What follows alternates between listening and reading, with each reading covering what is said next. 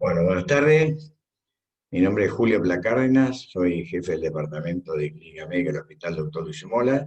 El tema que vamos a tocar hoy es alteraciones del estado de ácido base, algo bastante común y frecuente de observar en la práctica clínica de todos nosotros. La primera diapositiva, de lo que estamos viendo, lo que leen en la primera diapositiva, es que debe haber un equilibrio entre la producción de ácido y de un sistema amortiguador que automáticamente lo neutralice. O sea que ese sistema es lo que se conoce como equilibrio ácido-base, que es el balance que mantiene el organismo entre ácidos y bases, con el objetivo de mantener un pH constante. Las funciones metabólicas del organismo producen y consumen iones hidrógeno. Esto lo vamos a ir viendo y desarrollando en las diapositivas siguientes, así lo van comprendiendo mejor. Vamos a empezar definiendo qué es un pH ácido y un pH alcalino. El pH alcalino, pH ácido, perdón, es un pH de 7,35 o menor. Un pH alcalino es un pH sérico de 7,45 o mayor. Y la acidosis se va a producir por la acumulación de ácido o la pérdida de bases. Mientras que una alcalosis se produce por acumulación de bases o por la pérdida de ácidos. Lo que tenemos que recordar, y anótenlo si pueden, es esta ecuación, que es la ecuación de Henderson y Hasselbalch, donde habla que el pH, o sea, la concentración de iones hidrógeno, es igual a 6,1 más el logaritmo del bicarbonato sobre la PCO2 por 0,0.3. Acá lo que vamos a ver es que el bicarbonato, el aumento del bicarbonato, aumenta de forma proporcional al pH, como pueden observar en la ecuación, y que el aumento de la PCO2 es inversamente proporcional al pH, lo que significa que en este caso que va a aumentar la concentración de iones hidrógeno con la consiguiente caída del pH. O sea que cuando hablamos de pH, estamos definiendo dos situaciones muy particulares: las acidosis, que pueden ser metabólicas o respiratorias, y alcalosis, que puede ser también metabólica o respiratoria. Cuando hablamos de acidosis metabólica, estamos hablando de un pH 7,35 o menor, y la variable que se pone en juego es el bicarbonato, en el caso de acidosis metabólica, las variaciones, el aumento de la presión parcial de anhídrido carbónico en las acidosis respiratorias, y cuando hablamos de alcalosis, tenemos la metabólica, en la cual lo que aumenta es el bicarbonato, y la respiratoria, lo que ocurre es la caída de la presión parcial de anhídrido carbónico. Los valores normales que habitualmente manejamos en la clínica son pH 7,35 a 7,45, una presión parcial de anhídrido carbónico de 35-45 milímetros de mercurio, una PO2 de 75 a 100, un bicarbonato entre 21 y 27 miliequivalentes por litro, con un promedio de 24 miliequivalentes por litro, la saturación entre la 27 y 100%, el exceso de base más menos 5. Lo que tenemos que ver es que cuando nos llega el resultado del laboratorio, tenemos que seguir un algoritmo para poder interpretar qué es lo que realmente está ocurriendo con ese paciente, porque lo que estamos recibiendo nosotros y viendo es hacer un diagnóstico del estado de ácido base, pero nos va a orientar a la causa que está produciendo esa alteración del estado de ácido base. En definitiva, lo que estamos buscando es ese diagnóstico para darle el tratamiento adecuado. O sea que podemos dividir el algoritmo para interpretar los gases en el sangre lo siguiente. El primer paso, ver el pH. ¿Es acidosis o si estamos frente a una alcalosis? El segundo paso, ¿es un trastorno metabólico o es un trastorno respiratorio? El tercer paso, debemos calcular el anión gas para poder definir ante qué tipo de acidosis metabólica nos encontramos. El cuarto paso, si el trastorno secundario o mecanismo compensador realmente es adecuado o por el contrario está sobrepresionado. Entonces definimos, primer paso, dijimos definir acidosis o alcalosis, o sea, vamos a definir que un pH por debajo de 7,35 estamos hablando de una acidosis, y un pH por encima de 7,45 estamos hablando de una alcalosis. El pH normal oscila entre 7,35 y 7,45. Segundo paso, teníamos que definir si el trastorno era metabólico o respiratorio. Si había una alteración del bicarbonato, el problema es metabólico. Si había una alteración de la presión parcial del anhídrido carbónico, el problema es respiratorio. Entonces acá podemos ver las cuatro alteraciones más comunes que observamos en la práctica clínica. El primero es la acidosis metabólica, lo que lo caracteriza es una caída del pH. El segundo es una alcalosis metabólica, caracterizada por aumento del pH. Una acidosis respiratoria por disminución del pH y una alcalosis respiratoria con aumento del pH. O sea, un trastorno primario va a ser, ya hemos definido es una acidosis metabólica, o sea que el trastorno primario, como es metabólico, se va a observar una caída del bicarbonato. La alcalosis metabólica, habíamos visto el primer paso, el aumento del pH, que se debe a un aumento del bicarbonato, que eran directamente proporcionales en la ecuación de Henderson que habíamos visto anteriormente. En la acidosis respiratoria, lo que vamos a ver es un aumento de la presión parcial de anhídrido carbónico, como si no me dijo ventilación alveolar. Y el cuarto paso, el cuarto trastorno, la alcalosis respiratoria, donde lo que vamos a observar es una disminución de la PCO2 por hiperventilación. El tercer paso del algoritmo consiste en calcular el anión gap. El anión gap lo podemos definir como todas aquellas cargas negativas que están presentes en el suelo que no las determinamos habitualmente, pero que van a ayudar a contrarrestar las cargas positivas, fundamentalmente brindadas por el catión sodio, de manera de que el organismo tienda a la electroneutralidad. Estas cargas negativas, habitualmente no medibles, pero que existen en el suelo, son alrededor, el valor oscila entre 8 y 12 miliequivalentes por litro. Entonces vamos a tener acidosis metabólica con anión GAP elevado o con normoclorémica, y acidosis metabólica con anión GAP normal o hiperclorémica. Entonces, en esta diapositiva se define un poco mejor qué es el anión GAP. Ese anión restante se basa en el concepto de que los aniones con carga negativa y los cationes con cargas positivas del suero deben ser iguales en magnitud para mantener la neutralidad eléctrica. La diferencia entre los aniones y los cationes medidos y no medidos es el anión restante. Ese valor es de 8 a 12 y la fórmula es, el anión GAP se calcula. El catión principal es el sodio menos la suma de los aniones. En este caso es el cloro más el bicarbonato. Esa diferencia normalmente es de 8 a 12 miligramos por litro y son los aniones no medibles que están en el plasma, que son los que van a contrarrestar las cargas positivas del sodio. El esquema acá estamos observando, lo mismo, o sea, el sodio del lado de los cationes, y del lado de las aniones fundamentalmente el bicarbonato y cloro, y tenemos las proteínas que representan el 50% de las cargas negativas en el plasma, y tener en cuenta que siempre que uno mide el anión GAP debe calcular el valor de la albúmina, porque por cada gramo por ciento que disminuye el valor de la albúmina, el anión GAP disminuye 2,5 miligramos por litro. O sea, las proteínas tienen una carga fuertemente negativa. O sea, y acá vuelve para que recuerden la fórmula, el anión GAP es la suma de las cargas positivas, en este caso el sodio, menos la suma de las cargas negativas de los aniones que tenemos más comúnmente, usamos todos los días, que es el cloro y el bicarbonato. El valor normal oscila entre 8 y 12 miligramos por litro. Después, ya vimos que había un trastorno primario, o sea, siempre que hay un trastorno primario, debe haber un trastorno secundario, un mecanismo compensador, con la idea de que la variación del bicarbonato y la presión parcial de anhídrido carbónico se den en una dirección que mantenga la concentración de hidrogeniones entre 37 y 43 nanoequivalentes por litro, de manera a no permitir grandes oscilaciones en el pH, que como ya vimos, el organismo no lo va a poder tolerar y va a producir disfunción orgánica por alteración de la función enzimática, o sea, alteraciones metabólicas muy, muy, muy serias. Entonces, ese cuarto punto del algoritmo está compensado. Si el trastorno es metabólico, la compensación va a ser respiratoria, y si era metabólico, podríamos tener un aumento o una disminución del bicarbonato. Si el trastorno es respiratorio, pues hay un aumento o disminución de la presión de anhídrido carbónico, la compensación metabólica va a ser a través del riñón, que va a retener o va a excretar bicarbonato. Por otro lado, en cuanto a la acidosis metabólica, ya acá tenemos todas las variaciones que podemos observar en los parámetros del laboratorio. Definimos como acidosis metabólica un pH bajo, como es metabólica el control es el bicarbonato, que va a estar bajo, y obviamente el trastorno secundario compensador va a ser una hiperventilación para bajar el nivel de presión parcial de hidrocarburo. Si el tema es una alcalosis metabólica, lo que vamos a observar es un aumento del pH, con un aumento del bicarbonato y un aumento de la PCO2 para compensar el trastorno primario. La acidosis respiratoria, lo que vamos a ver es una disminución del pH.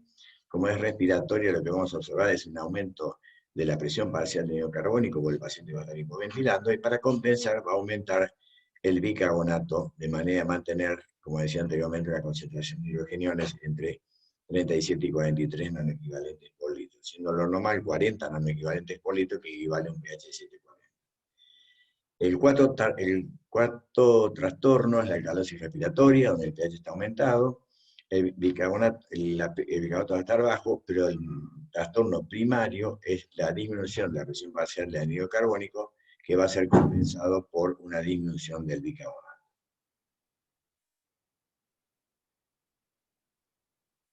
Entonces tenemos la acidosis metabólica, alcalosis metabólica, acidosis respiratoria y alcalosis respiratoria.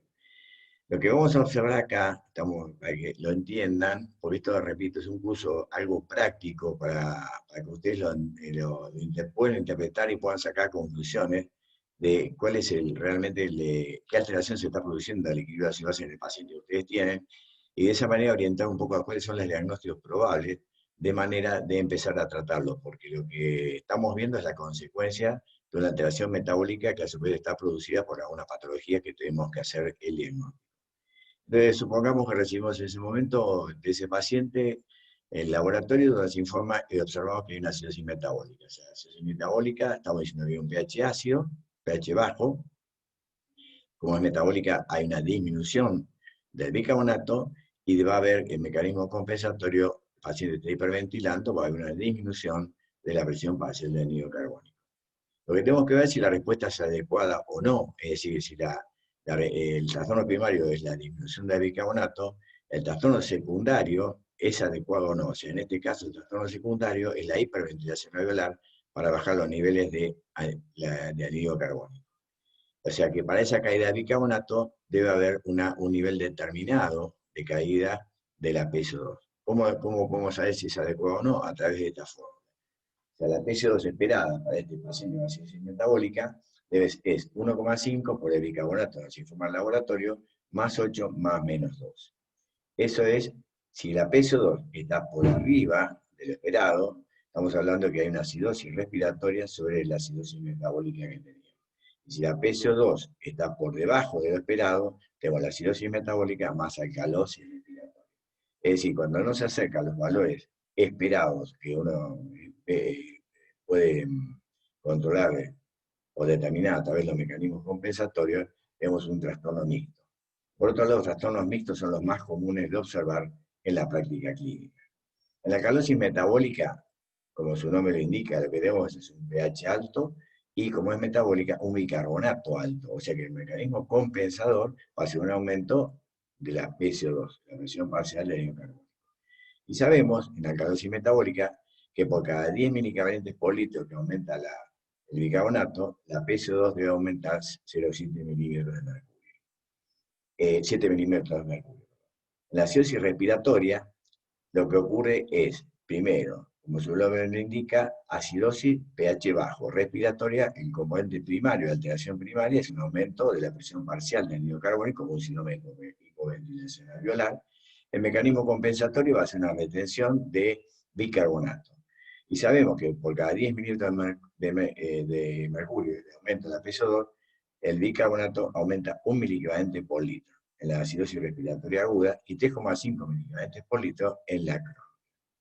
La alcalosis respiratoria, el cuarto trastorno, sabemos que cada 10 mililitros de mercurio que disminuye la PSO2, el bicarbonato disminuye 2 miliquivalentes por litro en la alcalosis respiratoria aguda o 4 miliquivalentes por litro en la alcalosis respiratoria crónica. Trastorno mixto, o sea, hasta ahora estamos hablando de trastorno simple, ¿y qué es un trastorno mixto? Ya les voy anticipando que lo más común de observar es cuando reciban gases de sangre en un paciente, los trastornos no son simples, sino que son mixtos. O sea, tenemos el trastorno primario y un trastorno secundario que generalmente puede ser adecuado, pero en la mayoría de los casos es hasta un poquito por arriba o un poquito por debajo, es decir, tenemos algo asociado. Por eso que el estado ácido-base generalmente el diagnóstico es un trastorno ácido-base mixto. Y esto se define por lo siguiente, o sea, al calcular la compensación, los valores de bicarbonato o de peso son más altos o más bajos de lo esperado. Estamos ante un trastorno ácido-base mixto. Es lo que veníamos comentando recién, de por qué sirve tener esos parámetros para poder comparar si la respuesta secundaria es adecuada o no. Ya vamos a ver qué implicancia tiene esto en la práctica. Si el bicarbonato es más bajo del esperado, decimos que tenemos una acidosis metabólica concomitante. Si el bicarbonato como mecanismo compensador es más alto del esperado, tenemos una alcalosis metabólica sobre el problema del trastorno primario.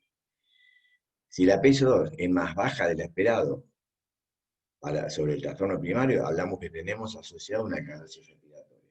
Si la PSO2 es más alta de la esperada, tenemos asociado una acidosis respiratoria concomitante. Un ejemplo. Acá tenemos una gasometría de un paciente que ingresa con pH 722, un bicarbonato de 12, una PSO2 de 22, PO2 90, sodio 140 miligramos por litro y un cloro de 92 miligramos por litro. Habíamos dicho que el algoritmo era en 4 pasos. El primer paso es si estamos entre una acidosis o una alcalosis. El segundo paso es si es metabólico o respiratoria. El tercer paso determina el anion gap. En cuarto paso está el trastorno ácido-base compensado o es un trastorno mixto. Vemos que el pH obviamente está bajo de 735, o sea que estamos hablando de que estamos frente ya a una acidosis. Nos falta definir ahora si esa acidosis es respiratoria o es metabólica. Lo estamos viendo, podemos ver acá, lo que podemos ver acá es que tanto el bicarbonato como la PSO2 están bajas. El bicarbonato normal, recuerden que es 24 miligramos por litro en promedio, y la presión parcial de hidrocarbónico es alrededor de 40 milímetros de mercurio. Lo que vemos primero es que disminuyó el bicarbonato y como mecanismo de compensación fue una hiperventilación alveolar para producir valores más bajos de hidrocarbono. Segundo punto, vemos entonces que es una acidosis metabólica. El tercer punto, determinamos el anion gap. El anion gap, ¿se acuerdan que consistía en ver las cargas positivas y restarle la suma de las cargas negativas? Es decir, que acá sería el sodio menos la suma del cloro más el bicarbonato. El valor normal de esos aniones no medibles, pero que están para contrarrestar las cargas positivas del sodio, oscila entre 8 y 12 miliequivalentes por litro. El anion gap lo que nos permite determinar su valor es porque tenemos que ver si esa acidosis metabólica que ya la tenemos diagnosticada es con anion gap normal, o sea, hiperclorémica, o anion gap elevado, son las normoclorémicas. Entonces vemos acá y vemos que el valor da, el cálculo, da que el anion gap 140 de sodio menos la suma del cloro más el bicarbonato es 140 menos 104. Es decir que tenemos un anion gap elevado. El cuarto punto está el trastorno ácido-base, si es compensado o es un trastorno mixto. Como es una acidosis metabólica, o sea que el trastorno primario es una disminución del bicarbonato, el trastorno secundario compensado va a ser una disminución de la presión parcial de hidrocarbónico. O sea que para ese bicarbonato de 12 miligramos por litro, tenemos que ver si la PSO2 de 22 es adecuada o no. Para eso hacemos el cálculo y vemos si la respuesta respiratoria está acorde con la alteración metabólica producida en forma primaria. Sacamos el cálculo y vemos que la PSO2 para ese bicarbonato, que es 1,5, por el bicarbonato más 8 más menos 2, nos da una PSO2 esperada de 26 más menos 2, o sea, de 24 y 28 milímetros de mercurio. La PSO2 real es 22, o sea que tenemos una PSO2 esperada de 26. O sea que está, la PSO2 real que tenemos determinada es 22, ya está más bajo de lo que debería estar. Por lo tanto, tenemos un trastorno mixto de estado ácido-base, y es una acidosis metabólica con un anion gap elevado y alcalosis respiratoria. Es decir, un trastorno mixto. La regulación del pH de la sangre. O sea, vimos, de acuerdo a la ecuación de Henderson, pudimos ver que la concentración de hidrogeniones es directamente proporcional al bicarbonato dividido la presión parcial de hidrocarbónico. Tenemos un componente metabólico regulado por el riñón y un componente ventilatorio ventilado por el pulmón. El componente pulmonar lo que va a hacer es regular la presión parcial de hidrocarbónico a través de la ventilación alveolar. Recuerden que la presión parcial de hidrocarbónico que nosotros medimos en sangre es directamente proporcional a la producción del mismo e inversamente proporcional a la ventilación alveolar. O sea que si la producción de hidrocarbónico se mantiene constante, la PCO2 va a variar directamente si el paciente ventila o más o ventila menos. Si está hipoventilando, obviamente vamos a tener un aumento de la presión basal del anhídrido carbónico, y si hiperventila, vamos a tener una disminución de la presión basal del anhídrido carbónico. O sea, acá tenemos aumento el de la ventilación alveolar, va a caer la PSO2. Si cae la ventilación alveolar, lo que vamos a tener es un aumento de la PSO2. Es decir, hay una relación inversa entre ventilación alveolar y presión parcial del anhídrido carbónico. La regulación del pH sanguíneo tenemos el componente renal, es decir, hablamos que el componente metabólico, el componente respiratorio era el pulmón a través de las variaciones en la presión parcial del anhídrido carbónico, y el componente metabólico del mismo lo hacía el riñón a través de las variaciones en la regeneración o reabsorción o pérdida de bicarbonato. O sea que la función clave en la regulación del pH consiste en reabsorber bicarbonato filtrado, excretar iones hidrógenos en forma de ácido titular y amonio y producir nuevo bicarbonato. Esto lo vamos a ir viendo porque es importante conocer estos tres mecanismos, que para regenerar y reabsorber el bicarbonato siempre tiene que haber secreción tubular de hidrógeno. Es decir, que por cada miliequivalente de hidrógeno se secreta a la luz tubular, se reabsorbe o regenera un miliequivalente de bicarbonato de sodio. Esto es importante tenerlo en cuenta porque si no hay secreción tubular de hidrógeno, no va a haber regeneración de bicarbonato. Una de las probabilidades de una situación metabólica justamente es que el túbulo no pueda secretar hidrógeno y no pueda regenerar de esta manera el bicarbonato. Los buffers. Obviamente habíamos dicho que por día ingresan a la sangre gran cantidad de ácidos que deben estar dentro de un rango que varía entre 37 y 43 nanoequivalentes por litro, y siendo lo normal 40 nanoequivalentes por litro, que es lo que mantiene un pH 740. O sea que este ingreso de protones a la circulación puede producir alteraciones graves en el pH que van a llevar a disfunción orgánica con disfunción enzimática y alteraciones metabólicas severas, con el consiguiente compromiso de vida del paciente. Es decir, que a ese ingreso, a esa carga ácida que se produce normalmente, esto debe ser amortiguado inmediatamente. Para esto tenemos todo un sistema conocido como buffer, que son todas sustancias químicas que tienen la capacidad de amortiguar los cambios en la concentración de protones con el fin de evitar las variaciones bruscas de pH. El organismo no tolera cambios bruscos de pH. O sea, hasta donde uno puede sobrevivir son pH que van de 6,8 a 7,80. O sea, esos dos niveles ya son incompatibles con la vida. Con respecto a las cargas ácidas, vuelvo a repetir, de ácido fijo ingresan al organismo un miliequivalente por kilo de peso por día, y ácidos volátiles a través de ácido carbónico. Recuerden ustedes, por ejemplo, que la oximoglobina, cuando llega a los tejidos, libera el oxígeno, y de esa manera toma el hidrógeno, lo transporta hasta el pulmón, y en una reacción donde se combina con anhídrido carbónico, forma el ácido carbónico que se dobla a su vez en agua más anhídrido carbónico. El agua se elimina por vía renal y el anhídrido carbónico se va a eliminar por pulmón. O sea que normalmente se están eliminando en forma de anhídrido carbónico alrededor de 20.000 milicarbonatos de hidrógeno. O sea, por un lado tenemos la carga de ácido fijo, que es de 50 a 100 milicarbonatos de hidrógeno que se van a eliminar por vía renal, y los ácidos volátiles, que alrededor de 20.000 milicarbonatos por día se van a eliminar por la ventilación pulmonar. Los amortiguadores que tenemos más importantes son el bicarbonato, ácido carbónico, las proteínas plasmáticas, fundamentalmente la albúmina, la hemoglobina y el sistema de fosfato disódico, fosfato monosódico. Y esto es a nivel renal. El bicarbonato lo que va a hacer, el amortiguador es, o sea, cuando aumenta el anhídrido carbónico, cuando va aumentando el anhídrido carbónico, se va a unir con la albúmina, con el agua, y con la anhidasa carbónica se va a transformar en ácido carbónico. Este ácido carbónico se va a doblar en hidrógeno y bicarbonato. Esta ecuación es bidireccional. O sea, en el caso de que aumente el bicarbonato con la alcalosis metabólica, toma ese protón se va a transformar en ácido carbónico, se va a redoblar en CO2 y agua. Esto es lo que hablamos recién, la oxihemoglobina, que libera el oxígeno, se transforma en hemoglobina reducida, y va a hacer este camino inverso llegando al pulmón, donde va a liberar ese protón en forma de monóxido de dióxido de carbono, es alrededor de 20.000 miliequivalentes de ácido por día.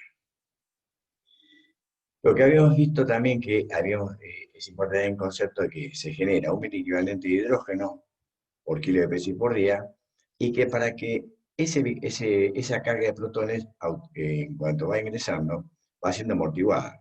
Pero la cantidad de amortiguadores con la que contamos, con la que cuenta el organismo, son 1000 milimoles. Es decir, que aparte de amortiguar rápidamente los protones que van ingresando, también tiene que haber un mecanismo que regenere lo utilizado, de manera que el pool de amortiguadores no disminuye. Entonces, ¿cómo ocurre esto? Si entra un protón y usó un ligadante de bicarbonato para neutralizarlo, tiene que regenerar ese ligadante de bicarbonato de manera de mantener el pool de amortiguadores constante. El sistema de bicarbonato, esto a nivel ya hablando de la vía renal, lo que estamos viendo es lo siguiente. El anhídrido carbónico, que como habíamos visto en la ecuación anterior, se hidrata, se transforma en ácido carbónico y se va a desdoblar en un protón, hidrógeno y en el bicarbonato. Este protón se va a combinar, va a cambiar por el sodio, del bicarbonato de sodio que ha filtrado. O sea que ustedes ven que se eliminó el protón y ese sodio de este bicarbonato, al unirse con el bicarbonato formado dentro de la célula por hidratación del anhídrido carbónico, regenera el bicarbonato consumido. El bicarbonato, desde que se filtró, junto con el hidrógeno que se eliminó, se transforma en ácido carbónico, que se va a terminar transformando en agua más dióxido de carbono. Cuanto a si es titulable, también es otro mecanismo que se elimina hidrógeno, y al eliminar hidrógeno regeneramos el bicarbonato consumido de manera de mantener los 1000 milimoles de amortiguadores que tenemos en el organismo. Acá ustedes están viendo, por ejemplo, a nivel de la luz tubular, se filtra el sulfato disódico, acá ven los dos sodios, y lo que va a hacer acá de vuelta el mismo mecanismo de hidratación del CO2 y la descomposición del ácido carbónico en hidrógeno y bicarbonato. Este bicarbonato va a entrar con el sodio hacia el plasma nuevamente, y este otro, el hidrógeno que se eliminó de la célula tubular, se va a unir al fosfato monosódico y se va a transformar como fosfato ácido monosódico, y se va a eliminar de esta manera el protón que fue el que se eliminó acá. De esta manera regeneramos nuevamente otra molécula de bicarbonato de sodio al plasma. En la secreción proximal, otro mecanismo, también tenemos lo mismo, es decir, el cloruro de amonio. Lo que vamos a ver acá es que entra sodio, el amoníaco se junta con una molécula de hidrógeno, se transforma en amonio y se termina eliminando como cloruro de amonio. Es decir, pues el amoníaco toma un protón, y de esta manera también se regenera a través de la vía de glutamina el bicarbonato que va a ir al plasma nuevamente. O sea, son todos los mecanismos, digamos, para poder regenerar el bicarbonato consumido ante el ingreso de esta carga de ácida diaria que ocurre diariamente por el metabolismo. Con respecto a la acidosis metabólica, uno ve, primer punto, se acuerdan del algoritmo, es definir acidosis, es disminución del pH. Como es metabólica, el trastorno primario es una disminución del bicarbonato plasmático. Lo que dice acá es que la caída del pH sanguíneo por aumento de la producción de ácidos no volátiles como ácido láctico, ácido graso y copocetónico, o pérdida de bicarbonato sanguíneo. Es decir, acá esta acidosis metabólica está hablando de que es un agregado al organismo, una producción diaria de ácidos fijos, o sea, el ácido láctico, los ácidos grasos y los cuerpos cetónicos, o por una pérdida de bicarbonato sanguíneo. Digamos, la próxima, con respecto al anión GAP, habíamos dicho que las acidosis metabólicas, el tercer punto es determinar el anión GAP. El anión GAP, que son las cargas negativas que van a neutralizar las cargas positivas del sodio de manera de mantener la electroneutralidad del plasma. El anión GAP, teníamos lo siguiente: acidosis metabólica voy a hacer con anión GAP normal, que son la hiperclorémica, y con anión GAP elevado. Aquellas que son con anión GAP elevado, pues se está agregando ácido a la sangre. ¿Cuáles son en la práctica clínica las causas más frecuentes de acidosis metabólica con anión GAP elevado son aquellas por descompensación diabética, es decir, por la aparición de grupos cetónicos, y las por aumento del ácido láctico, como puede ocurrir en casos de hipoperfusión tisular, por un aporte inadecuado de oxígeno para mantener el metabolismo aeróbico, o bien por una disminución del aclaramiento hepático por alguna disfunción de dicho órgano. También podemos tener acidosis metabólica con anión GAP normal, por ejemplo, ante la ingestión de sustancias tóxicas, como puede ser el metanol, cuyo anión no medible y que va a dar anión GAP elevado es el ácido fórmico, o el etilenglicol, cuyo anión va a ser el ácido glicólico, así como también la intoxicación por ácido acetilsalicílico.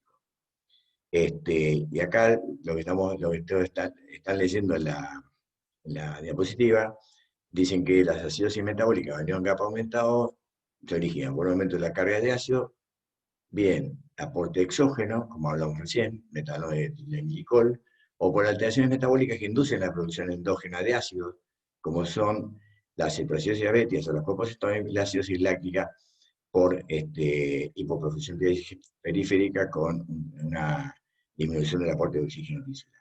Son las dos causas más frecuentes de acidosis metabólica. Es decir, que siendo de algoritmo, recuerden, un pH ácido, un anión GAP elevado, lo primero que tiene que buscar si el paciente es diabético, y determinar por la clínica si está con signos de hipoperfusión tisular, que sería la manifestación de una acidosis láctica, la manifestación anaeróbica, digamos, la acidosis láctica.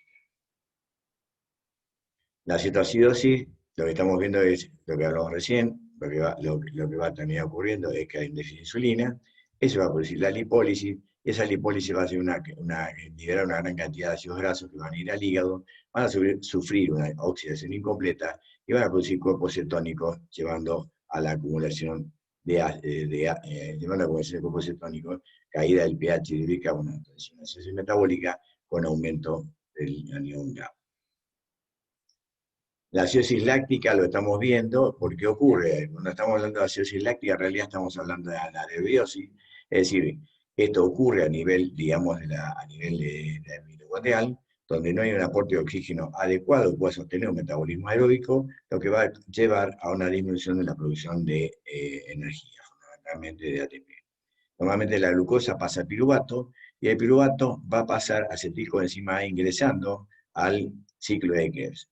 Si hay algún trastorno, tanto en la disponibilidad de oxígeno, en el transporte, en el consumo, o la utilización del mismo a nivel de la mitocondria, ese piruvato no va a poder ingresar y va a pasar directamente al lactato. Es decir, tenemos un paciente con aumento de lactato, con signos de hipoperfusión periférica, lo que hace es que se trata de una acidosis metabólica con anión GAP elevado.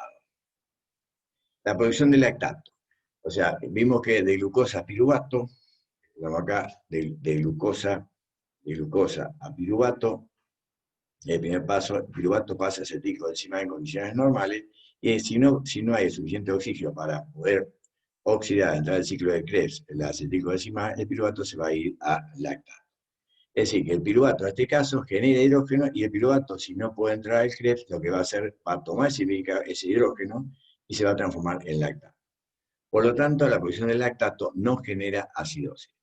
El principal consumo de hidrógeno está en el ciclo de Krebs, y existe mayor producción de lactato cuando el Krebs está disminuido. Acá hay dos cosas que se están superponiendo. Es decir, el aumento de lactato puede ser una acidosis láctica cuando hay signos de hipoperfusión tisular, donde el oxígeno está disminuido y el Krebs no puede funcionar con toda su potencia para producir 32 a 34 moles de ATP. Pero puede ser que el Krebs esté funcionando normal y haya una glucólisis exagerada, por ejemplo, con estado de estrés, en estado de cuando administramos catecolaminas por vía exógena, se aumenta la glucólisis, hay una gran producción de piruvato, parte del piruvato puede transformarse en acetilcoenzima para ingresar al Krebs, pero otra parte no tiene lugar para hacerlo y se va hacia producción de lactato. Es decir, en este caso tenemos, porque por aumento de la glucólisis, tenemos una hiperlactatemia sin acidosis metabólica. En la producción de lactato tenemos fundamentalmente que determinar la tiamina, que actúa como coenzima y es fundamental en el metabolismo digo, del piruvato, y, como decíamos anteriormente, una glucólisis acelerada que va a hacer que haya una gran producción de piruvato, no puede entrar todo el piruvato al Krebs, y parte de ese piruvato se va a ir a transformar en lactato, pero sin signos de shock, sin signos de hipoperfusión periférica. Es decir, una hiperlactatemia, distinto a acidosis láctica, que es cuando el Krebs está bloqueado porque hay una disponibilidad de oxígeno baja, lo que impide mantener un metabolismo aeróbico adecuado. La acidosis láctica, repetimos, una acidosis metabólica con anión GAP elevado, o sea, porque está ingresando ácido láctico al organismo, está entrando un anión, por eso suma, y acá sí, esto es interesante, lo que hablamos recién, que parte de un metabolismo anaeróbico, donde este se ve favorecido por un aumento del NAT reducido con respecto al NAT oxidado. ¿Esto qué significa? Que este hidrógeno que se formó en la glucólisis no puede reoxidarse y lo va a tomar el piruvato para transformarse en lactato. De ahí viene que en estos casos, por eso es anaeróbico, porque la disponibilidad de oxígeno no es la adecuada para mantener ese metabolismo aeróbico, y la reoxidación de ese NAT lo va a hacer el piruvato, que se va a transformar en ácido láctico. Los mecanismos anaerobios y por los cuales se producen las condiciones necesarias para originar ácido láctica son diversos. Entonces podemos ver que tenemos acidosis tipo A, que son los estados que hablamos recién, que son las verdaderas acidosis lácticas, o sea, con acidosis metabólica con GAP elevado, que son todos estados de hipoperfusión. Los estados de shock, la hipoxemia severa, la inhibición por monóxido de carbono. En la tipo B no hay shock, no hay hipoperfusión periférica, no hay hipoxia, y en estos casos en general es por estar relacionado con trastornos sistémicos graves, la cirrosis hepática, o sea, cetoacidosis, leucemia, linfoma, pueden ir con la acumulación de aumento de lactato, pero son otro tipo de patologías. No son relacionadas con un trastorno mitocondrial por disponibilidad baja de oxígeno. Y después las relacionadas con farmacotoxinas, que fundamentalmente es la metformina, y bueno, habíamos hablado también del metanol, y después otro tipo de drogas, como los antirretrovirales, el ácido valproico también puede estar produciendo ácido láctico. Con la ion gap normal, o la hiperclorémica, definiendo acidosis metabólica con ion gap normal, estamos hablando de acidosis de un pH bajo, metabólica, en la cual el bicarbonato ha descendido, e hiperclorémica porque el cloro está por arriba de 104 miligramos por litro.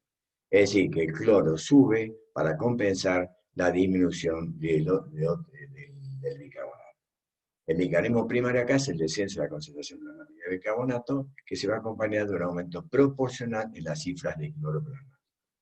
Este descenso de bicarbonato se puede ver a varias causas, renales o extrarrenales. La determinación del GAP urinario permite distinguir entre el origen extrarrenal o renal de la acidosis metabólica. Es decir, que acá cuando tenemos una acidosis metabólica, ya hacemos por el pH, es metabólica porque cayó el bicarbonato, calculamos el anión GAP, el anión GAP nos da normal, vemos el cloro está por arriba de 104, si es una acidosis metabólica, el anión GAP normal es una acidosis metabólica hiperclorémica. Lo que tenemos que ver es fundamentalmente por qué está pasando por el bicarbonato. El cloro aumentó para compensar la pérdida de bicarbonato. O sea, los dos son negativos, o sea, uno se cae y el otro va a aumentar en forma proporcional. Ese bicarbonato puede determinar si es por pérdida renal, o sea, recuerden que se filtra el bicarbonato de sodio por el glomérulo, o es de vía extrarrenal, por ejemplo, por vómitos o son delitos importantes por sonadas gástricas. Entonces, para ver si es renal o extrarrenal, lo que hacemos es medir el GAP urinario. Pero si el cloro es mayor que la suma del potasio más el sodio, estamos hablando de que esa pérdida no es renal, sino que es de vía gastrointestinal, y viceversa. O sea, eso nos permite distinguir rápidamente cuál es la causa y el origen, la etiología de la acidosis metabólica con anión GAP normal.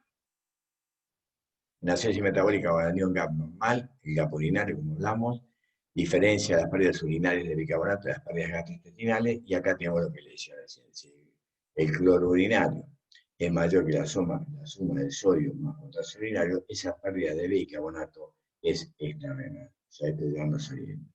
Y si el cloro urinario es menor, la pérdida de bicarbonato es renal, y el caso más típico de estos son las acidosis tubulares renales.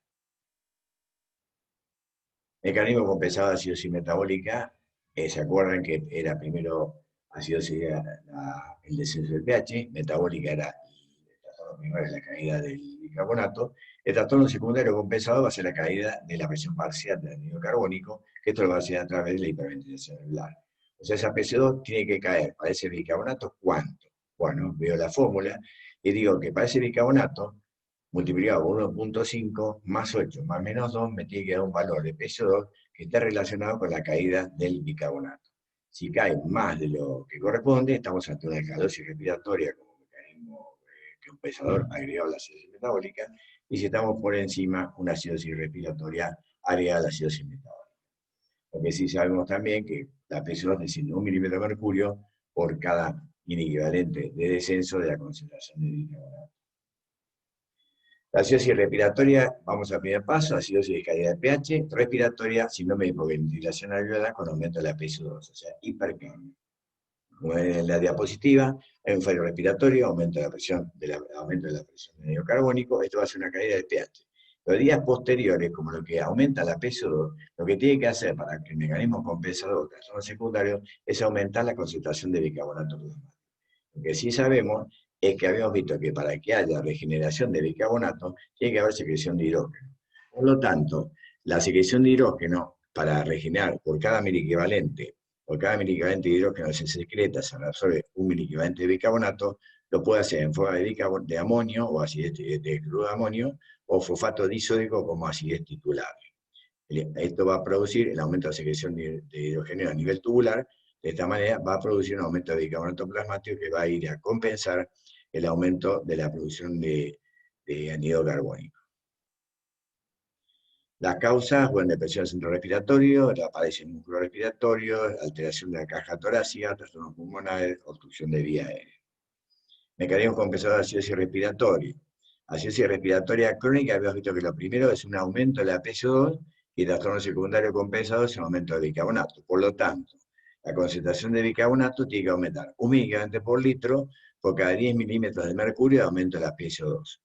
La acidosis respiratoria crónica, la concentración de bicarbonato aumenta a 3,5 miligramos por litro por cada 10 milímetros de mercurio que aumenta la PSO2. La alcalosis metabólica, el paso primero es una pérdida de hidrógeno. Esta pérdida de hidrógeno, como habíamos dicho, regenera, va a producir un aumento de la concentración plasmática de bicarbonato. Esto produce un aumento del pH, y lo que va a producir este aumento del bicarbonato es un aumento de la PSO2 a través de la hipoventilación alveolar. ¿Qué va a ocurrir a nivel metabólico? Como disminuye la secreción de hidrógeno, no se regenera bicarbonato, y de esa manera hay una disminución de la concentración de bicarbonato en el plasma hacia valores normales.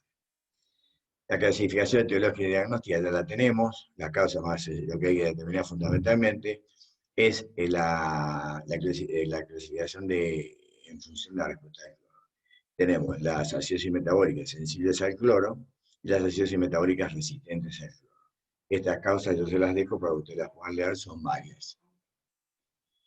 Mecanismo compensatorio de la alcalosis metabólica, se sabe que la PSO2 con alcalosis definimos pH alto. Arriba de 7,45, metabólica es el componente metabólico, se aumenta el bicarbonato, y la PSO2 va a aumentar 0,7 milímetros de mercurio por cada miliequivalente de aumento del bicarbonato. En la alcalosis respiratoria, como dice la palabra, alcalosis pH alto, respiratorio es PSO2 baja. O sea que el paciente está hiperventilando. Si estaba disminuida la PSO2, tiene que caer el bicarbonato para mantener la relación. O sea que para disminuir el bicarbonato lo que tiene que hacer es disminuir la secreción de hidrógeno. Si no secreta hidrógeno del riñón, no reabsorbe el bicarbonato. Por lo tanto, hay una pérdida renal de bicarbonato, lo que lleva a una relación normal entre la presión del anhídrido carbónico y la concentración de bicarbonato en plasma. Las causas: hiperventilación alveolar, estímulo del centro respiratorio, reflejo de ventilación mecánica, o sea, son varias. Mecanismo compensador de alcalosis respiratoria, volvemos a lo mismo. Alcalosis respiratoria, pH ácido, pH alcalino, PSO2 baja, o sea que el mecanismo compensador es una disminución de bicarbonato. Si la alcalosis respiratoria es aguda, el bicarbonato tiene que bajar 2 miligramos por litro cada 10 mililitros de mercurio que baja la PSO2. Si la alcalosis respiratoria es crónica, el bicarbonato baja 4 miligramos por litro por cada 10 mililitros de mercurio de descenso de la PSO2. Bueno, muchas gracias por su atención. Y ahora el paso siguiente, mi hija Ángeles lo que va a hacer es mostrar unos ejemplos de estado base e interpretando todo lo que dijimos en la parte teórica. Muchísimas gracias por su atención. El tema es complicado, no es fácil darlo todo junto en muy poco tiempo, pero bueno, estamos a disposición para que cualquier duda que tengan se puedan comunicar con nosotros y poder discutir algunos de estos puntos, que hay mucho para hablar de cada uno. Muchísimas gracias y hasta la próxima.